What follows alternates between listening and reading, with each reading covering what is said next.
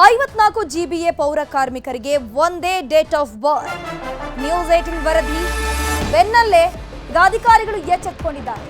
54 GBA ಪೌರ ಕಾರ್ಮಿಕರಿಗೆ ಒಂದೇ ಡೇಟ್ ಆಫ್ ಬರ್ತ್ ಅನ್ನು ಮಾಡಲಾಗಿತ್ತು. ಈ ಬೆನ್ನಲ್ಲೇ ನ್ಯೂಸ್ 18 ಕನ್ನಡ ಏನಿದೆ ಇದರ ಬಗ್ಗೆ ವರದಿಯನ್ನು ಪ್ರಸಾರ ಮಾಡಿತ್ತು.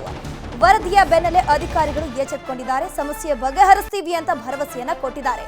ಕೆಪಿ ಅಗ್ರಹಾರ ವಾರ್ಡ್ನಲ್ಲಿ ಆಗಿದ್ದ ಸಮಸ್ಯೆ ಇದು.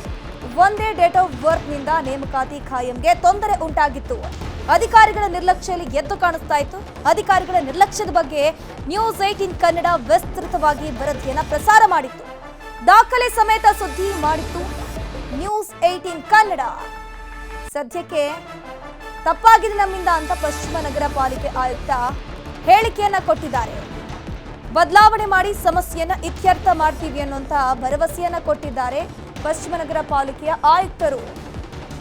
ಈ ಸಮಸ್ಯೆಯನ್ನ ಇತ್ಯರ್ಥ ಮಾಡ್ತೀವಿ, ಅವರಿಗೆ ಯಾವುದೇ ರೀತಿಯ ಸಮಸ್ಯೆ ಆಗದಂತೆ ನಾವು ನೋಡ್ಕೊಳ್ತೀವಿ ಅಂತ ಹೇಳಿದ್ದಾರೆ.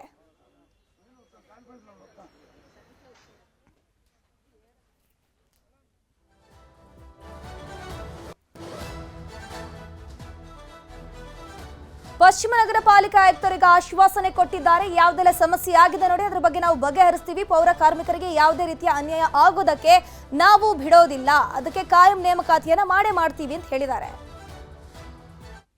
ಪೌರ ಕಾರ್ಮಿಕರ ಕಾಯಂ ಮಾತಿಗೆ ಸಂದರ್ಭದೊಳಗಡೆ ಆವಾಗ BBMP ಅರ್ಸ್ಟೈಲ್ ಗ್ರೇಟರ್ ಬ್ಯಾಂಗ್ಳೂರ್ ಅಥಾರಿಟಿ ಅದರೊಳಗಡೆ ಅಪ್ಲಿಕೇಶನ್ಸನ್ನು ಕಾಲ್ ಫಾರ್ ಮಾಡಿರ್ತಾರೆ.